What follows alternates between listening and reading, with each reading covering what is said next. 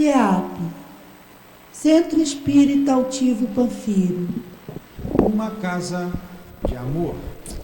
Boa tarde aos nossos ouvintes. Que Jesus abençoe a nossa tarde de estudos. Continuaremos o estudo do livro Memórias de um Suicida. Vamos ler o Evangelho para dar continuidade. Capítulo 19, a fé transporta montanhas. Parábola da figueira seca. Quando saíam de Betânia, ele teve fome.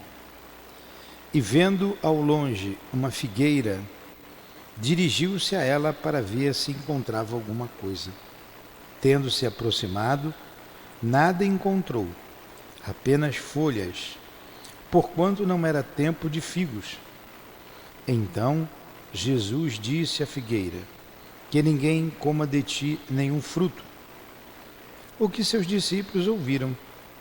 Na manhã seguinte, ao passarem pela figueira, eles viram que ela havia secado até as raízes. E Pedro, lembrando-se das palavras de Jesus, disse: Mestre, vê como a figueira que amaldiçoastes ficou seca. E Jesus lhe respondeu: Tende fé em Deus. Em verdade vos digo que todo aquele que disser a esta montanha: tira-te desse lugar e lança-te ao mar, e isso sem hesitar no seu coração, mas acreditando firmemente que tudo o que disser acontecerá, ele o verá efetivamente acontecer. Marcos 11. Jesus, aqui nos reunimos com fé que tu estás presente. Te invocamos e sabemos da tua presença amiga. Permita que os benfeitores desta casa nos protejam e nos inspire para o bom entendimento do que será estudado. Rogamos ao altivo, diretor da nossa casa, a Dona Ivone, a responsável por esta obra, junto com o Camilo, com o Leon Denis, para nos ajudar na compreensão do texto que será estudado. Em nome desses irmãos queridos, em nome do amor que vibra nesta casa, em nome do nosso amor, Lourdinha, do teu amor, Jesus, e do amor de Deus acima de tudo, iniciamos os estudos da tarde de hoje. Que assim seja. Graças a Deus. Bom, então, nós estamos no capítulo 18, Homem, conhece a ti mesmo. E viemos estudando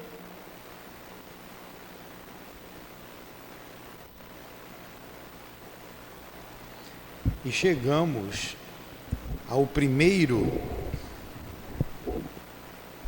espírito que estava lá na cidade universitária. Vimos aqueles cursos todos que eles teriam que fazer, e a base de tudo e o mais importante de todos era o Evangelho de Jesus, até que chegou o momento de ser chamado o primeiro daquele grupo de 200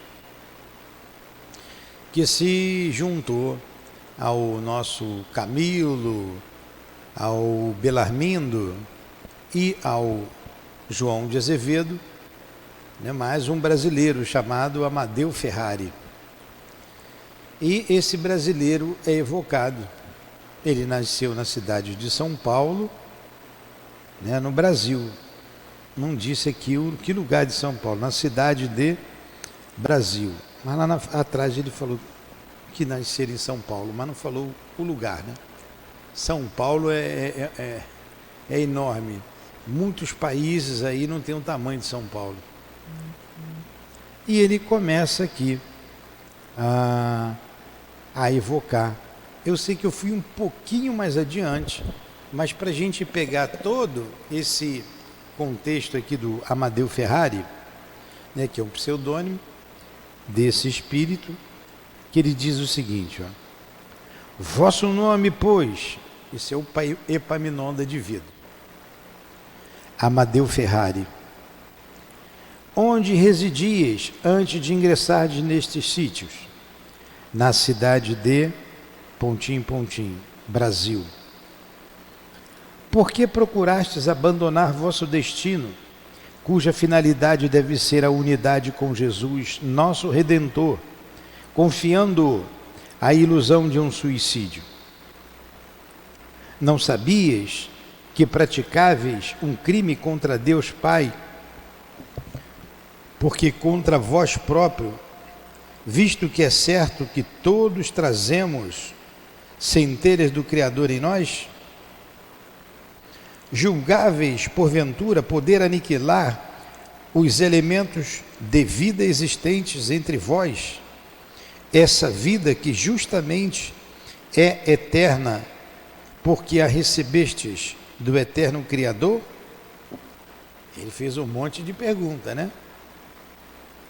Visivelmente contrafeito, esquivou-se Amadeu através do sofisma, o único recurso que lhe ocorreu na melindrosa situação. Aí responde o Amadeu: felizmente, Senhor, foi apenas um pesadelo, uma alucinação.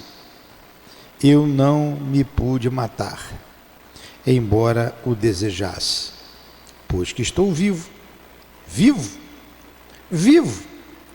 Louvado seja Deus, estou vivo. Realmente ele saiu pela tangente, né? Saiu pela tangente, não respondeu nada.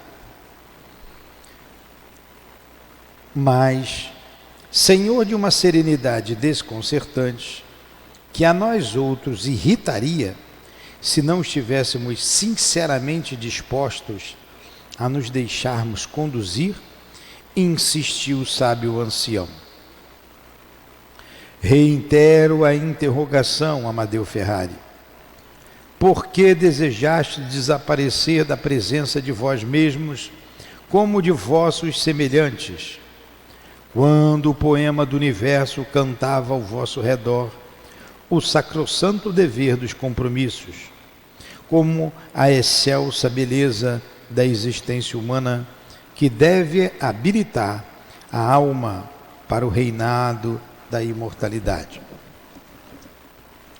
Senhor, é que eu desanimei.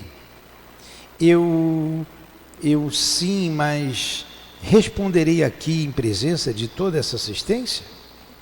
Estarei, pois, novamente defrontando um tribunal? Existe sim um tribunal, e todos vós o defrontais. É a vossa consciência que inicia o despertar da longa letargia que há séculos a mantém chumbada às mais deploráveis inconsequências. E imprescindível é que eu, autorizado pelos poderes máximos do meu e vosso Redentor, vos oriente, a fim de que, examinando-a, aprendais a vos despojardes do orgulho que vos tem cegado desde muitos séculos, impedindo que reconheçais a vós próprios,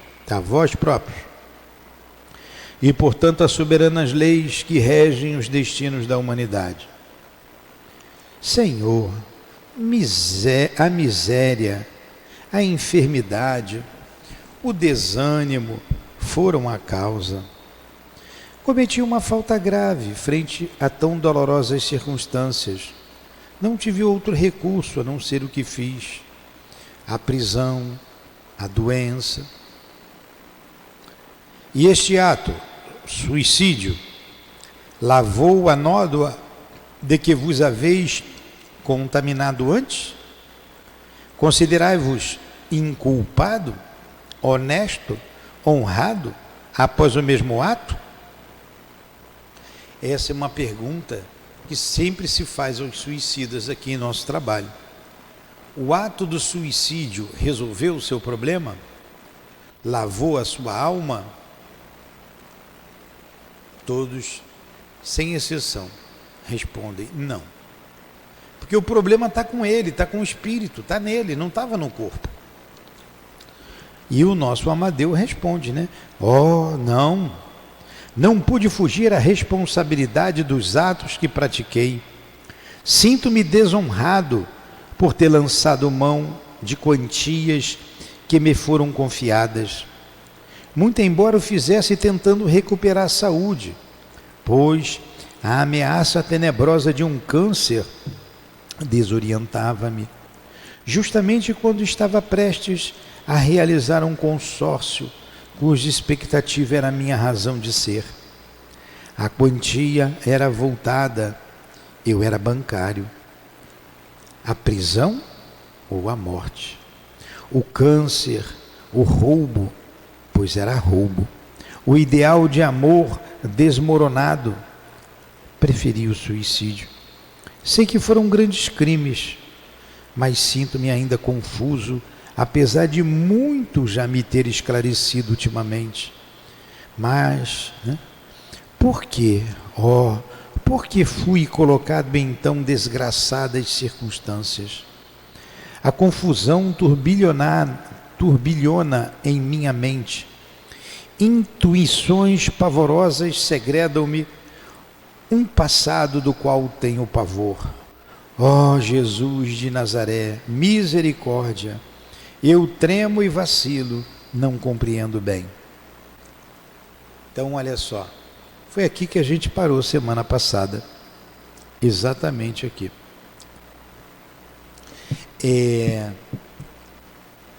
Ele está perguntando, por que tive câncer?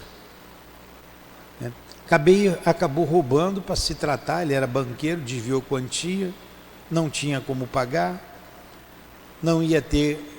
ia ser um casamento frustrado, porque ele sabia que ia morrer por causa do câncer, então resolveu se matar. Agora, por que tanta desgraça em sua vida? Essa é a pergunta. Mas ele teme um passado, que ele já sabe das reencarnações. Aí o que responde o instrutor a ele? O Epaminondas de Vigo. Pois ireis compreender, Amadeu Ferrari. É imprescindível que o compreendais. Caramba, foi duro, né? Você não sabe? Então você vai saber. Acenou para 2 adjuntos que aguardavam suas ordens. Fizeram sentar o penitente diante da tela espelhenta, colocando-lhe em seguida um diadema idêntico ao usado pelo mestre para as dissertações.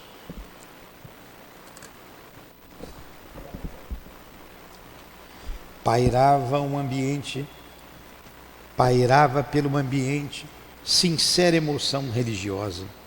Sentíamos-nos que um grandioso, sacrossanto mistério desvendar-se-ia naquele instante ao nosso entendimento, e contritos e temerosos aguardávamos, enquanto benéficas influências envolviam o momento sagrado que vivíamos.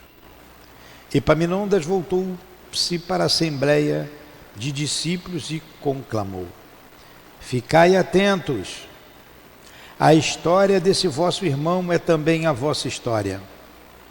Suas quedas, mas não representam que as quedas da própria humanidade em lutas diárias com as próprias paixões. Pela mesma razão, não deveis comentar o que ireis presenciar. Antes observai a lição que vos será fornecida como exemplo, do qual extraireis a necessária moral para aplicá-la em vós mesmos. Pois será útil lembrar que sois todos almas decaídas, a quem a iniciação em princípios de moral elevada e redentora trata de conduzir aos pórticos do dever. Postou-se de braços alçados para o infinito, em atitude de prece e concentração fervorosa. Acercaram-se os adjuntos como auxiliarem mentalmente seus intuitos. Poderosa corrente fluídica estabeleceu-se, envolvendo em ondas fortes a assembleia de pecadores, que se deixava estar atenta e respeitosa. Até que de súbito, ordem singular ressoou em tom enérgico que não admitiria tergiversação. Epaminondas de Vigo impunha a Amadeu Ferrari a volta ao pretérito, isto é, minucioso exame de consciência, passando em revista os feitos de suas passadas migrações terrenas, a fim de que compreendesse em toda a sua plenitude a razão das circunstâncias dolorosas em que se vira colocado, circunstâncias às quais não se resignara e que, para solvê-las, comprometera-se ainda mais com um ato de desonestidade e suicídio. Em sentido retrospectivo, passando do suicídio para o início da existência, eis que fomos depará-lo em bem diferentes condições.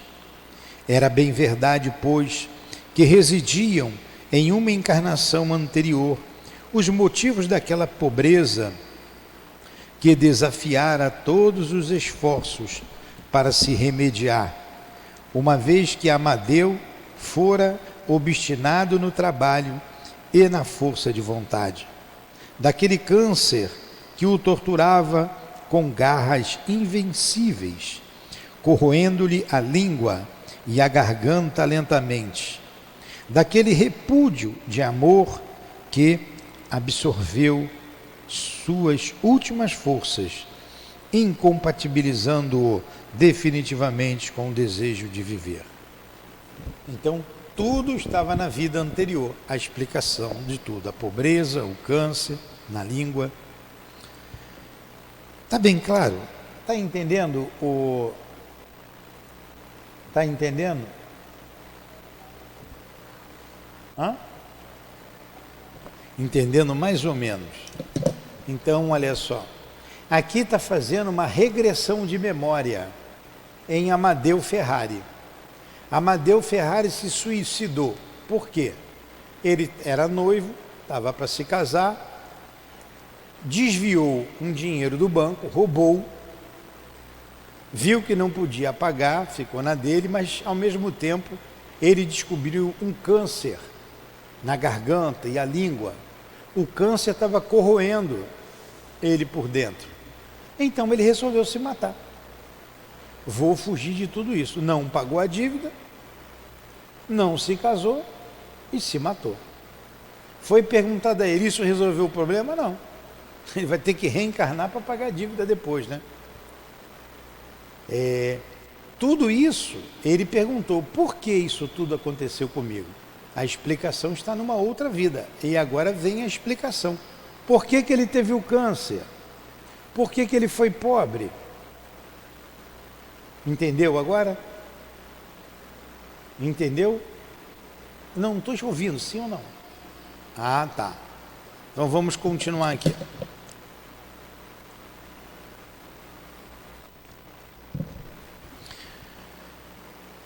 A cortina do presente descerrou-se, quer dizer, abriu. O primeiro véu da consciência foi suspenso, a fim de que, no proscênio de uma outra existência terrena, drama imenso fosse revelado. Drama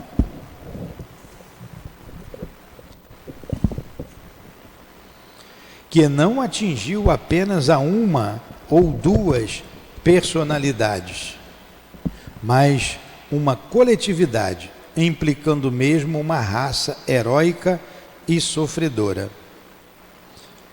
Amadeu Ferrari apareceu-nos descrito por sua própria mente no ano de 1840 como traficante de escravos negros de Angola para o Brasil. Era então de nacionalidade portuguesa, e daí nossa afinidade com ele. Em viagens reiteradas, enriquecia no comércio abominável, não se poupando trabalhos, graças à torpe ambição de retornar milionário à metrópole, infligindo martírios incontáveis aos míseros que arrecadava em sua livre pátria para escravizar a outros tantos ignóbeis comparsas das mesmas desvairadas ambições. Na truculência de instintos desumanos, cegava-se no maltrato aos negros, ordenando chicoteá-los pela mais insignificante falta, ou mesmo por nenhuma, infligindo-lhes castigos cuja fereza bradava aos céus, tais como a fome e a sede, a tortura e a separação das famílias, pois que vendia aqui os filhos, acolá a mãe, mais além o pai, os quais nunca mais se encontrariam, a não ser mais tarde num além-túmulo, morrendo muitos destes desgraçados, atacados pela nostalgia e pelas saudades dos seres amados. Certa vez, na fazenda que lhe era própria, aviltara jovem escrava negra, mal saída da infância, e porque o desventurado pai da desgraçada, velho escravo de 60 anos, no momento de suprema desesperação, louco de dor diante do cadáver da filha, que procurara na morte encobrir a vergonha de que se sentia possuída, bradasse seu vil procedimento, acusando-o pelo suicídio da moça, mandou que ferozes capatazes queimassem a língua do velho escravo a ferro em brasa, até vê-lo cair exânime nas convulsões da agonia. Entendeu? Olha, o nome, como é que é o nome dela? Como é que é seu nome? Andriele. Entendeu, Andriele? Então, vou explicar então. Foi mostrado para todo mundo a vida passada dele. Foi lida na mente dele. O que ele fez na vida passada? Ele era um escravocrata. Ele trazia os escravos de Angola para o Brasil. Ele era ambicioso, queria enriquecer. Batia, castigava por qualquer motivo e mesmo sem motivo. Chegava aqui, ele separava a mãe dos filhos, a mulher do marido, vendia o marido para um, a mulher para outro, os filhos para outro. E um dia ele abusou de uma menina que tinha saído recentemente da infância. Abusou. E a menina, com vergonha, se suicidou. Ele, o pai da menina, um escravo já de 60 anos, isso na fazenda dele, ele também tinha fazenda, ele foi reclamar: ó, minha filha se suicidou por causa de você, você avultou a minha filha. E ele então mandou prender o pai, arrancar a língua dele, queimar a língua com brasa até ele morrer. Olha como ele era cruel. Está vendo por que veio o câncer depois? Hã?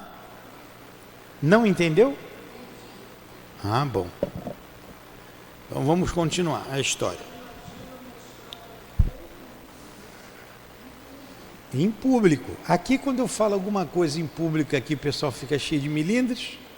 E quando a gente fala, é porque é para o aprendizado de todos nós. Quando eu erro, eu me exponho.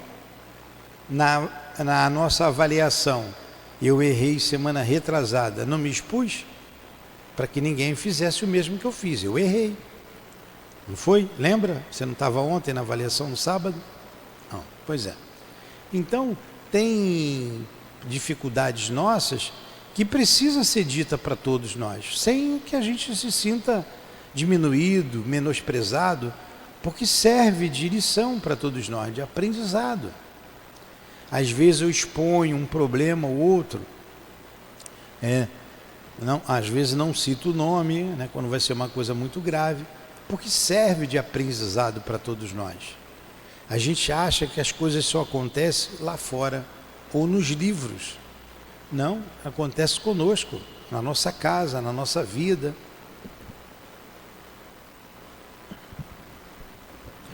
Ora, ao passo que nos elucidávamos na majestosa lição, o paciente reconhecia-se tal como era, portador de paixões inferiores, múltiplos defeitos, vultosos deméritos, e debatia-se violentamente, presa de convulsões indescritíveis, acovardado frente ao flagício que lhe infligia a consciência desorientada na tortura dos remorsos.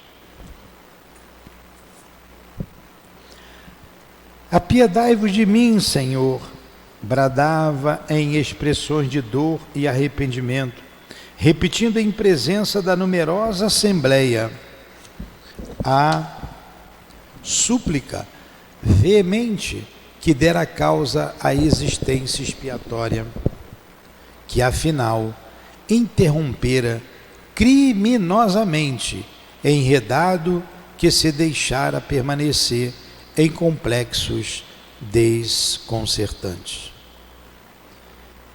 Desgraçado e miserável, desculpem, dei a entonação errada.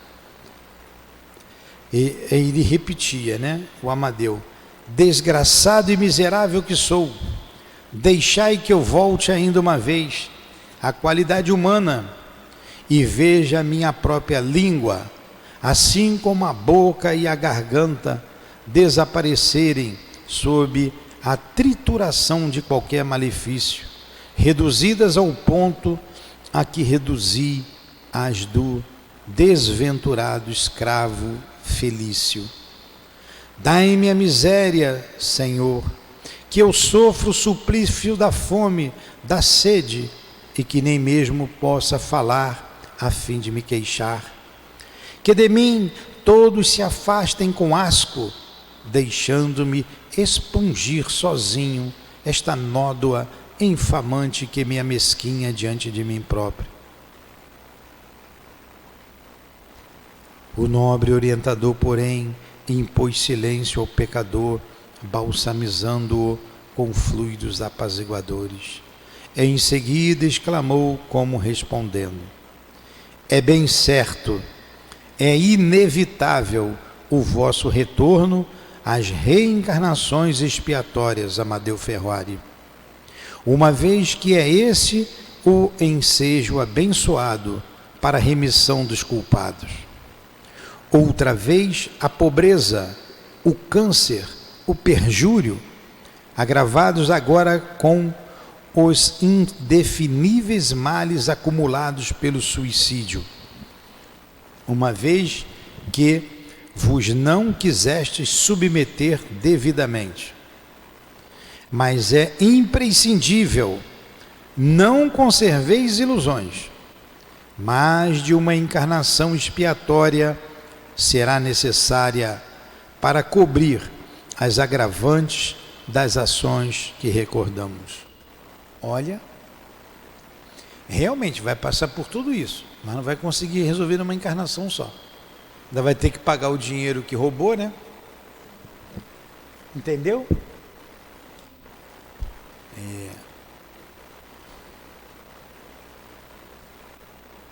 Olha, a cabeça está tão cansada. Como é que é o nome dela? Andriele. É Adriele, não, é Andriele. Entendeu, Andriele? Tá. Olha o que o suicídio faz, Andriele. Olha bem, analisa bem. Porque não existe a morte. Entre mentes, a lição continuava a desenrolar-se, vindo seu arremate. Estarrecer-nos, porventura ainda mais. Assim foi que, morto o velho escravo, dobraram-se os anos. Olha que coisa, hein? A gente vai ver agora.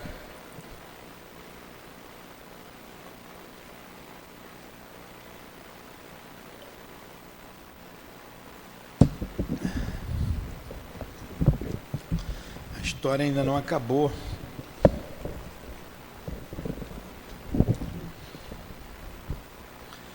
Assim foi que, morto o velho escravo, dobraram-se os anos.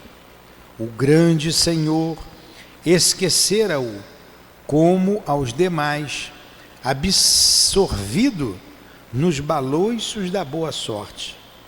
Voltara à Europa feliz, tendo enriquecido à custa do trabalho honesto, bem visto e considerado pelos muitos haveres que levara da terra de Santa Cruz. Entendeu, Andriele? Voltou para Portugal rico e todo mundo achava que foi um trabalho honesto. Ele dizia que foi um trabalho honesto e foi considerado por todos porque tinha dinheiro. Ninguém sabia o que ele tinha feito aqui. Mas um dia dobraram afinados por ele. Exéquias solênias, cânticos pungentes, grande luto, lágrimas doloridas e muitas flores, porque o vil metal adquirido na iniquidade, tudo isso pôde comprar.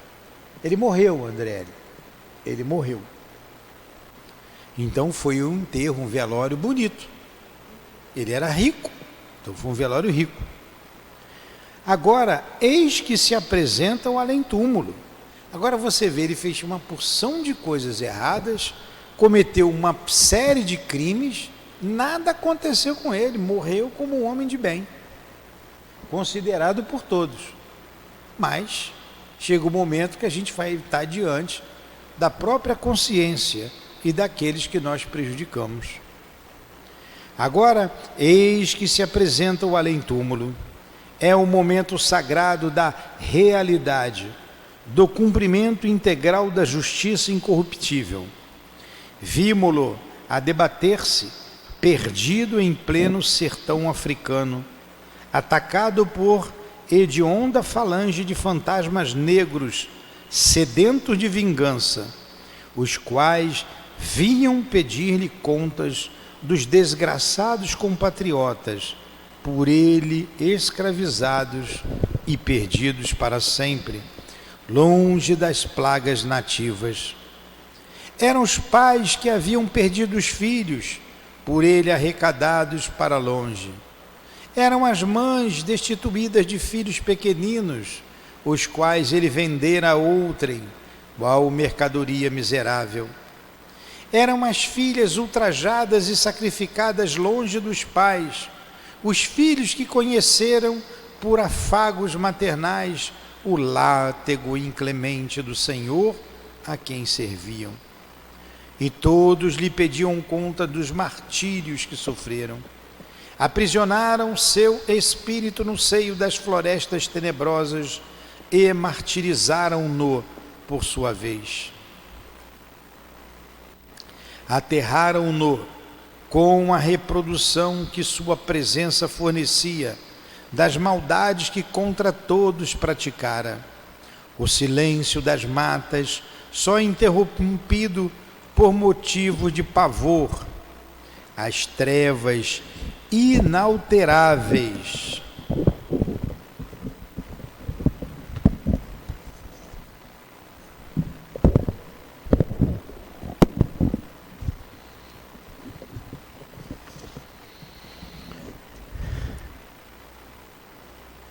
Aterraram-no com a reprodução que sua presença fornecia das maldades que contra todos praticara. O silêncio das matas, só interrompido por motivo de pavor, as trevas inalteráveis, o rugir das feras, as acusações perenes do remorso, a raiva e o bramido dos fantasmas, alterando-se com todos os demais pavores, acabaram por enlouquecê-lo. Então deixaram-no entregue a si mesmo, em pleno desamparo, cativo de si próprio, das torpezas que semeara contra indefesos irmãos seus, como ele, filhos do mesmo Criador e Pai, portadores da mesma essência imortal. A fome, a sede, mil necessidades imperiosas se juntaram a fim de suplicá-lo ainda mais, aferrado à animalidade dos instintos e apetites inferiores, como se conservava ainda. Vagou desesperadamente, presa das mais absurdas alucinações, flagelado pela mente, que só se alimenta do mal. A cada súplica que tentava proferir, o choro dos escravos que morriam de saudade, separados dos seus entes caros, era a lúgubre resposta. Se um brado de misericórdia lhe escamava na incerteza da demência, acudia-o o estalar do chicote sobre o lombo nu dos negros cativos da fazenda, sobre o busto profano das desgraçadas cativas que lhe amamentavam os filhos, criando-os com amor, enquanto os delas próprias eram relegados à fome e aos maus tratos. A um soluço de remorso, o lamento de agonia de alguém que sucumbia atrelado ao pelourinho da mansão. Oh, o grito supremo daqueles que, ingênuos, sofredores, desgraçados, se atiravam aos açudes, às correntezas dos rios, impelidos pelo terror ao trato que recebiam. Olha, quanta dor! Isso é expiação. Você expia no mundo físico e expia no mundo espiritual. Ele está expiando, né? Ele está pagando o que ele fez. A consciência dele está cobrando. Ele não tinha paz. Então ele escutava o choro das crianças, o choro das mães, o choro dos escravos. Quantos se suicidaram por culpa dele? Então ele estava enlouquecido.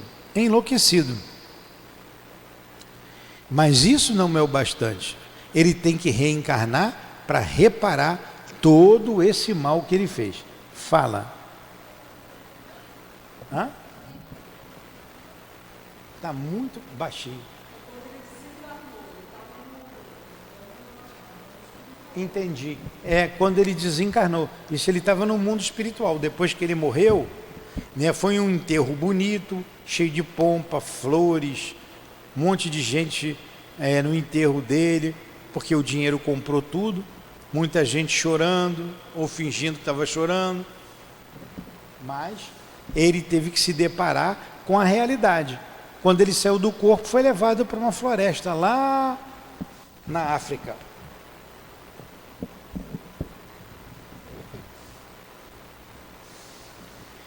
E os escravos lá da África foram cobrar dele. Cadê os meus irmãos que você levou daqui? E todo mundo cobrava dele. Ele estava perdido numa mata, numa selva. Escutava o rugido das feras. E ali ele enlouqueceu. Entendeu agora? Andriele.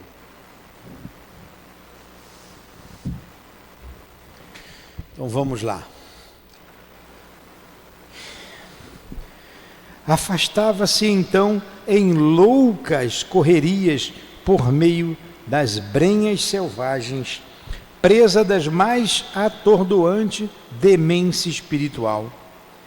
Mas, para qualquer lado que se virasse, nas galhadas seculares de arvoredos majestosos, como sobre pântanos lodosos, no espinhoso chão que palmilhava, como no cipoal traiçoeiro, encontrava suas vítimas a chorarem, agonizantes, desesperadas, até que certa noite, que se sentia exausto, em pleno terror, e depois de muitos anos, em certa alameda que repentinamente se abriu à sua frente, eis que viu o escravo Felício caminhando ao seu encontro, conduzindo uma tocha feérica que aclarava os caminhos trevosos, permitindo-lhe orientar-se. A dor maior vai vir agora aí, depois disso aí. Olha, mesmo que passe da hora, a gente vai ter que ir até o fim hoje, né? Felício vinha lentamente, sereno, grave, não mais torturado pelo ferro em brasa, porém compassivo, estendendo-lhe a destra no intuito de erguê-lo. Entendeu, Andriele, o que aconteceu? Aquele que ele queimou a língua com brasa, que viu morrer de dor, é que veio acusá-lo, veio salvá-lo, veio estender a mão para ele, a destra e a mão direita, levantá-lo, tirá-lo daquela situação. Vem, nhonhô, levante-se, vamos embora. Ele acompanhou o Felício, e pelo prosseguimento do intenso drama, verificamos que o velho escravo perdoara o algoz e intercedera por ele junto à divina complacência, e partira a conseguir libertá-lo das garras dos que não lhe haviam perdoado. Ó, entenderam? Entendeu, Andriele? Não obstante tudo isso, era por nós outros apreciados intensamente, como se fôramos os próprios que tão dramáticas cenas viveram, graças ao privilégio que o homem desconhece das profundas capacidades inerentes ao espírito aliado à carne, capacidades que o levam a sofrer, sentir, compreender, impressionar-se, comover-se, alegrar-se e etc., a grau superlativo, o qual fulminaria a criatura encarnada, se fora esta suscetível de tentar experimentá-lo. Então são os recursos do mundo espiritual, né? Que faz todos sentirem a mesma coisa que ele está sentindo ali. Ó, a dor maior vai chegar, tá aqui, vamos lá. Tem a dor, eu falei que vinha a dor, mas o rapaz veio ajudá-lo, mas está justamente no escravo a dor, vamos lá.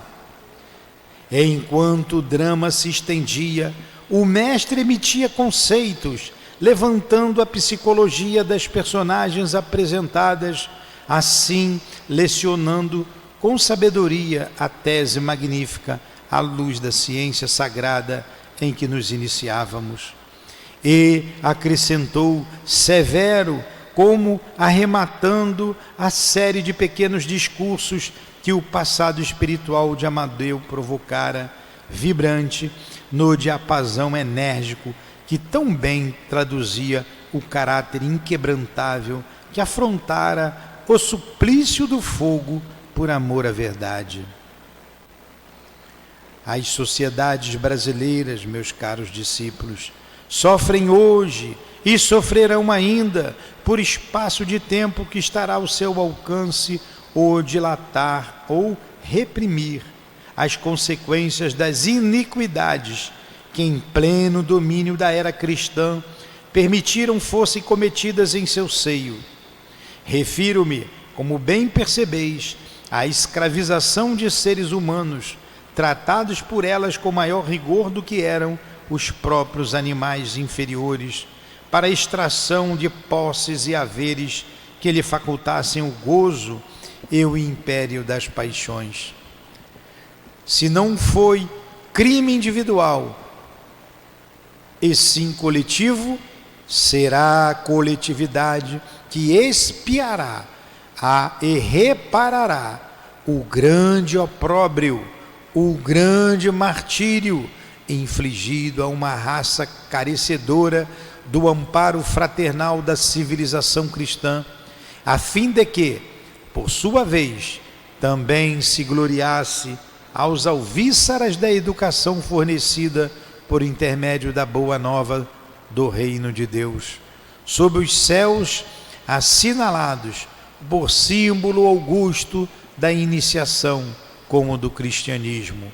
A cruz ressoam ainda, ecoando aflitivamente na espiritualidade, os brados angustiosos de milhares de corações torturados que durante o dobrar dos decênios se compungiam ante a infâmia de que eram vítimas. Não deixaram de repercutir ainda nas ondas delicadas do éter, onde se assentam as esferas de proteção às sociedades humanas, os rumores trágicos dos látegos sanhudos dos capatazes diabólicos a vergastarem homens e mulheres indefesos, cujas lágrimas, recolhidas uma a uma pela incorruptível justiça do Todo-Poderoso, foram, por lei, espalhadas em seguida sobre essa mesma coletividade criminosa, para que, por sua vez, as sorvesse em pelejas posteriores a se purificarem do acervo de maldades e infâmias praticadas.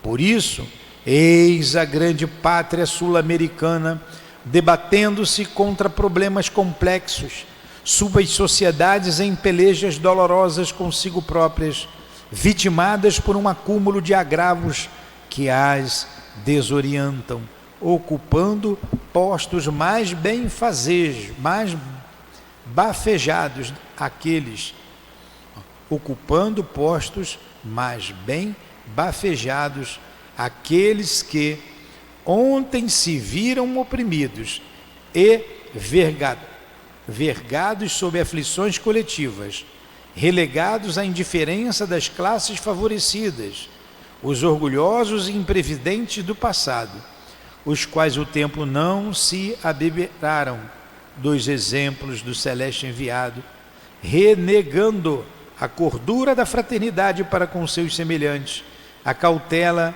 de semear amor a fim de colherem misericórdia no dia do supremo juízo. E assim prosseguirão até que a voz celeste dos missionários do Senhor as orientem para finalidade apaziguadora no trabalho sublime da reconciliação individual por amor do Cristo de Deus. Ó, vós, discípulos que presenciais os dramas antigo e moderno, vividos por Amadeu Ferrari. Ó, vós que presenciaste seu passado como o presente, rematado por um suicídio contraproducente, do qual há de dar igualmente contas ao Senhor das vidas e das coisas. Sabei que entre os escravos que sob os céus do cruzeiro sublime choraram, vergados sob o trabalho excessivo, famintos, rotos, doentes, tristes, saudosos, desesperados frente à opressão, à fadiga, à maldade, nem todos traziam os característicos íntimos da inferioridade, como bastas vezes foi comprovado por testemunhas idôneas. Nem todos apresentavam caracteres primitivos. Grandes falanges de romanos ilustres, do império dos Césares, de patrícios orgulhosos, de guerreiros altivos, autoridades das hostes de Diocleciano, como o de Adriano e Maxênio, dolorosamente arrependidas das monstruosas séries de arbitrariedades cometidas em nome da força e do poder contra pacíficos adeptos do Cordeiro Imaculado, pediram reencarnações na África infeliz e desolada, a fim de testemunharem novos propósitos ao contato de expiações decisivas, fustigando assim o desmedido orgulho que a raça poderosa dos romanos adquirira com as mentirosas glórias do extermínio, da dignidade e dos direitos alheios. Suplicaram ainda, e sempre corajosos e fortes, novas conquistas. Mas agora, nas pelejas contra si próprios, no combate ao orgulho danino que os perdera, suplicaram disfarce carnal com a armadura redentora em envoltórios negros, onde peadas fossem suas possibilidades de reação e arvorada em suas consciências a branca bandeira da paz, flâmula augusta concedida pela reparação do mal, e os escravizadores de tantos povos e tantas gerações dignas, os desumanos senhores do mundo terráqueo, que gargalhavam enquanto gemiam os oprimidos, que faziam seus regalos sobre o martírio e o sangue inocente dos cristãos, expungiram sob o cativeiro africano a mancha que lhes enodoavam o espírito. O que foi que eu li aqui? Entendeu? Não, né? Eu li muita coisa. Olha só, a dor vai vir no outro capítulo. Eu vou encerrar esse capítulo aqui, porque a gente vai ver quem foi aquele escravo que ele queimou a língua ali, que eu acho que é a maior dor. Mas vamos lá. Ele falou aqui inicialmente, ali que eu li um bom trecho, do karma coletivo que nós temos. O Brasil é uma terra nova, porém nós temos dois grandes karmas coletivos. É o karma da escravidão, que ele está falando aqui, que ainda não acabou, e o karma da famigerada guerra contra o Paraguai. Quase não se fala da guerra contra o Paraguai, né? Até nas escolas não se ensina como deveria. A grande covardia que foi. A grande covardia. Mas vamos deixar a guerra do Paraguai de lado. Isso é um outro estudo que eu também preciso conhecer melhor. Então ele está dizendo aqui, Andriele, que nós temos um karma coletivo. Se não individual, coletivo. Por isso que a cidade do Rio de Janeiro não se encontrou ainda. A sujeira vem da escravidão, as guerras, os conflitos entre os morros, as quadrilhas. Então, muitos crimes. Isso tudo é uma herança da escravidão. E a escravidão acabou ontem. Tem pouco tempo. Tem pouquíssimo tempo. Então, quantas lágrimas derramaram? Se não individualmente, coletivamente. Quantas lágrimas foram derramadas por tudo isso que foi infligido a eles? Esse foi um aspecto. O outro aspecto que ele falou aqui, o Andriele, é que esses escravos não eram seres primitivos. Nem todos eram primitivos. A maioria, como ele disse, veio da Roma antiga, que com as suas guerras dominava os povos, principalmente os cristãos, que foram massacrados com requinte de crueldade. Esses espíritos eram homens de valor, que se arrependeram do que fizeram e pediram para nascer na África, naquele país distante, e receberam exatamente o que eles fizeram. Olha aí a reparação. Você viu aqui que o o escravo, como era o nome do escravo? Feliciano, o escravo Feliciano, olha, Felício, eu com o negócio de nome, ainda bem, mais para a mente cansada. Felício, ele perdoou. É que eu acho que eu sou muito linguarudo. Eu tenho vontade de falar quem foi o Felício, mas não vou falar não. A gente vai ler aqui e vai chegar lá. Então a gente vê por que as coisas acontecem. E a gente fica espantado. Porque quando você vê isso aqui, isso é um grande espanto. Como pode um homem castigar um outro homem dessa forma? Estuprar a filha, saindo da adolescência com 13 anos, 14 anos, e a menina se matar de vergonha, e você, pai, vai reclamar, queima a sua língua, bota ferro em brasa na sua boca, e deixa você morrer de dor? Meu Deus, aonde a gente vai parar, né? Vamos terminar esse capítulo? 2 minutinhos, ó. Faltam 2 minutos para as 6. Entendeu agora o que eu li? Então vamos adiante. Esse livro é muito bom, né? Daí, meus discípulos queridos, isso aqui é o Epaminondas falando para todos nós, tudo que eu li, né? A doce, mesmo sublime resignação dessa raça africana digna, por todos os motivos da nossa admiração e do nosso respeito. Eu vou só abrir um parênteses, aqui vocês já sabem. A única coisa que me vem à lembrança é que eu fui escravo. Eu já me vi escravo. Você sai do corpo e se vê, não foi um sonho. Eu estava preso. Quando me vi, eu estava preso. Nu e preso. Eu era grandão, sempre fui grande. É a única lembrança.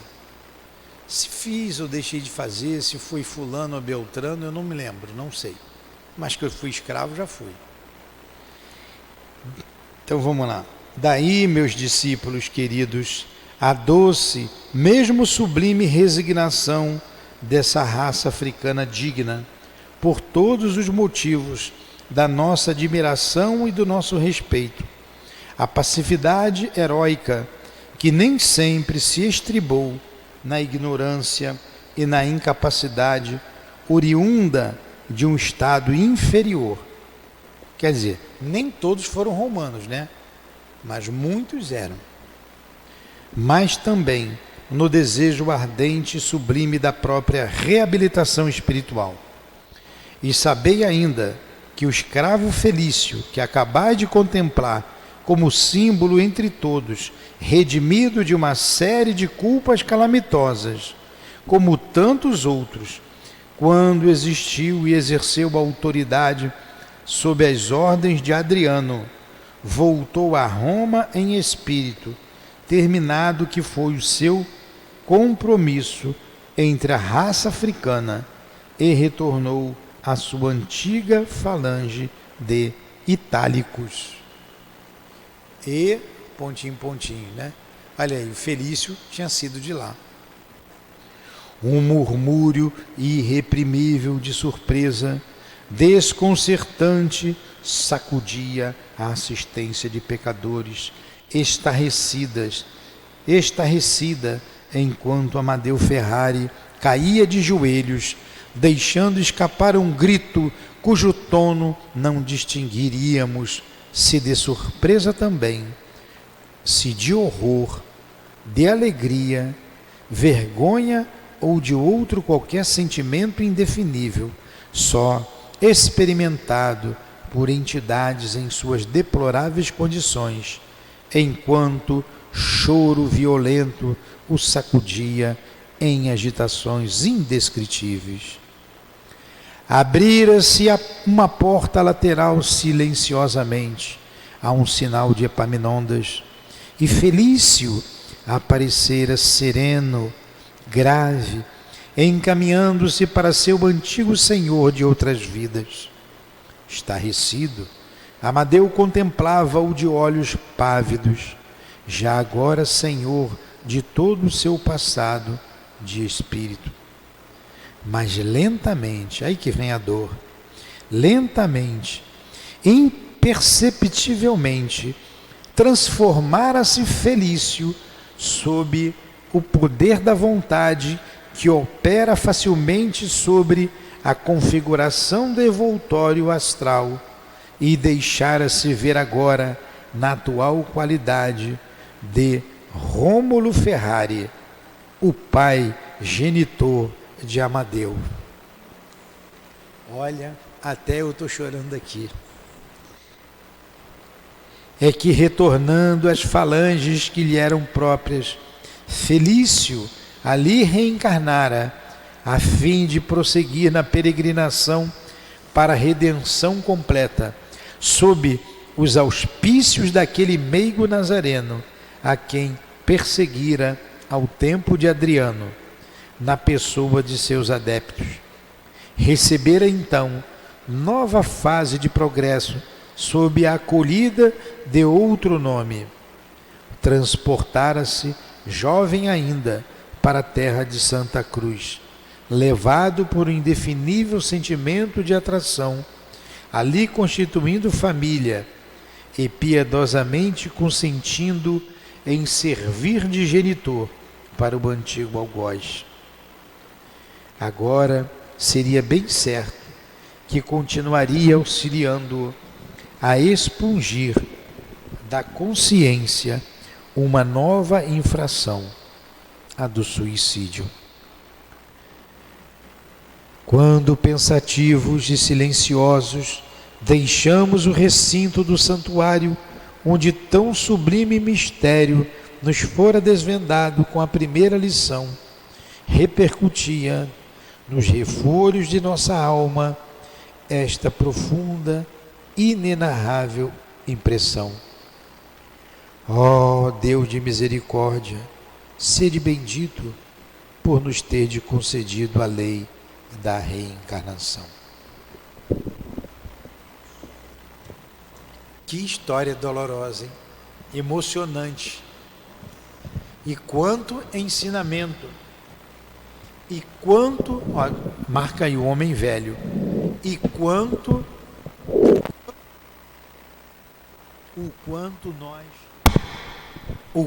nós temos que valorizar esta vida. Jamais, por mais dolorosa que seja a nossa vida, jamais pensar no suicídio, sequer pensar no suicídio. Todas as oportunidades nos estão sendo dadas agora.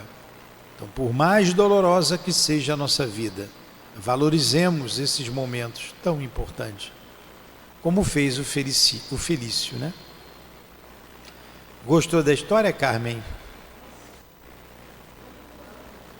Né?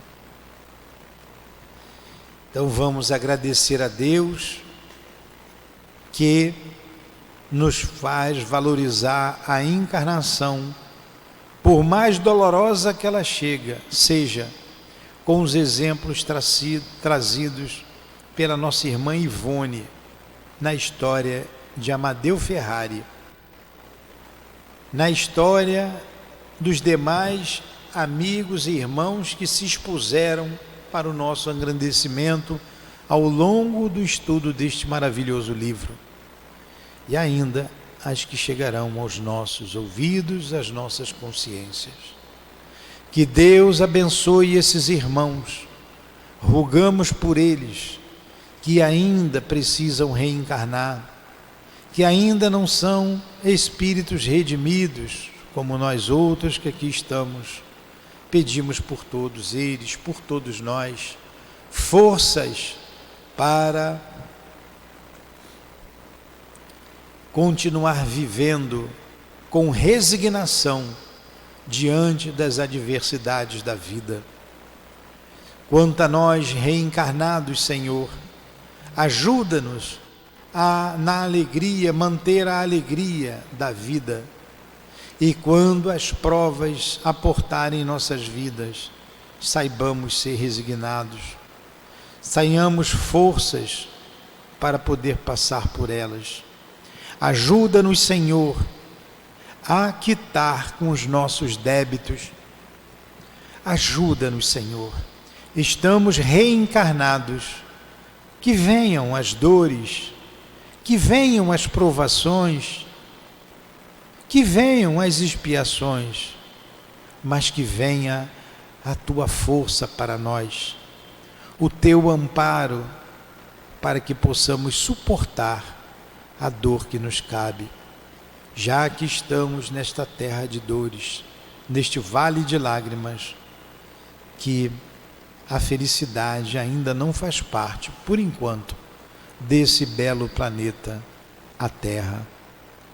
Então Deus abençoe a todos. Deus ajude a todos os que sofrem, que choram. Que o Senhor tenha piedade. Como disse a rainha de França, rogamos por todos que não alcançaram o reino dos céus. Que o suicídio jamais passe pela cabeça de ninguém.